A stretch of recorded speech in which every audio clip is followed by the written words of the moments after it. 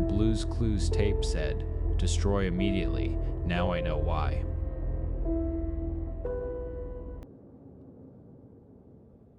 My first real job was an unpaid internship at a public access station in a forgotten corner of upstate New York. I spent my days in the basement archive, a place where the air tasted like dead static and forgotten birthdays. My task was to convert a mountain of old U-matic tapes to digital files, a Sisyphean chore of feeding chunky plastic cassettes into a groaning deck. One afternoon, I found it. A single tape shoved between a town hall meeting from '88 and a high school Christmas pageant. It had no official station label, just a strip of yellowed masking tape with two things written in a frantic black marker. The first was the title, Blues Paw Prints, Pilot.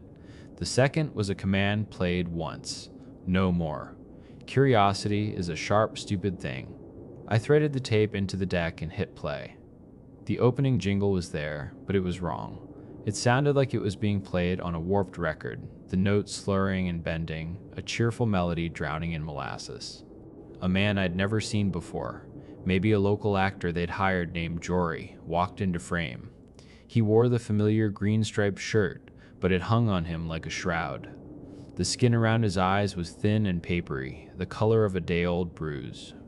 His smile was a painted-on grimace, a mask of cheerfulness stretched over something hollow.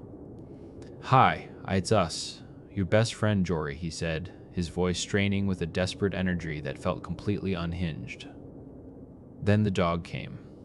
She didn't pounce onto the screen. She unfolded.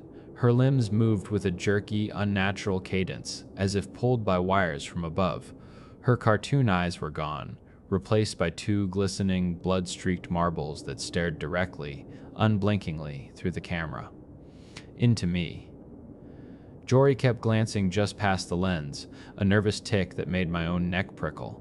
He'd flinch at sounds I couldn't hear, muttering under his breath.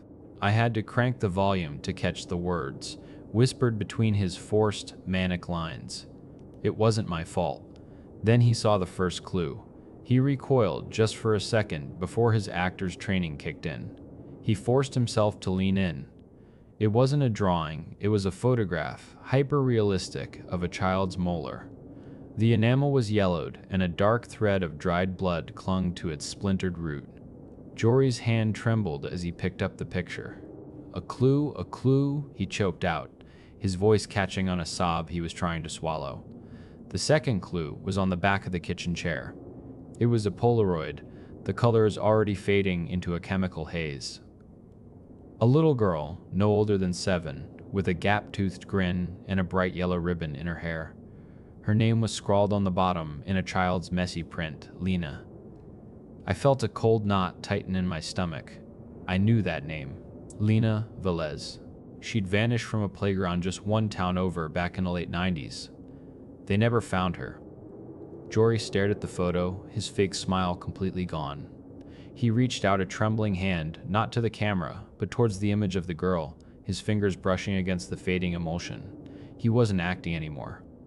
"You were supposed to come home," he whispered, his voice cracking with a grief so raw it felt like I was trespassing.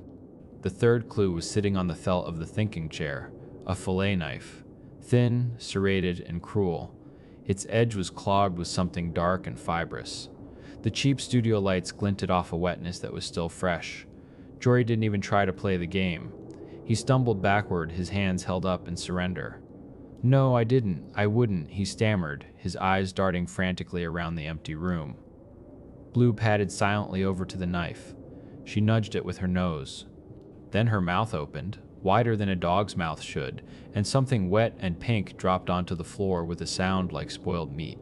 I slammed my hand on the pause button. I rewound it, frame by painful frame. It was a tongue, a human tongue. The episode didn't end with a song. Jory just sat in the thinking chair, rocking back and forth, his face buried in his hands. The bright, colorful set behind him began to waver, the paper walls peeling away to reveal the raw black studio beyond, The cheerful music was replaced by the sound of whispering static, growing louder and louder until it was a roar. Then, just before the tape cut to black, a new voice slithered through the noise. It wasn't Jory's. It was cold, clear, and ancient. We've shown you the clues. Now you know the path. I ripped the tape out of the deck. I didn't throw it away. I couldn't. It felt like evidence. It felt like a curse. I hid it in the bottom of an old filing cabinet, buried it under decades of forgotten paperwork, and tried to forget. But I can't. That night, the scratching started at my apartment door.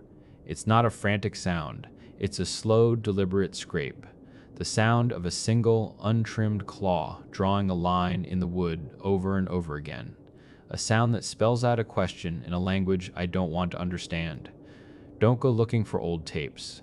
Don't go looking for answers to games that were never meant for you. Because the clues are real. The path is real. And once she knows you're watching, she'll want you to come and play too.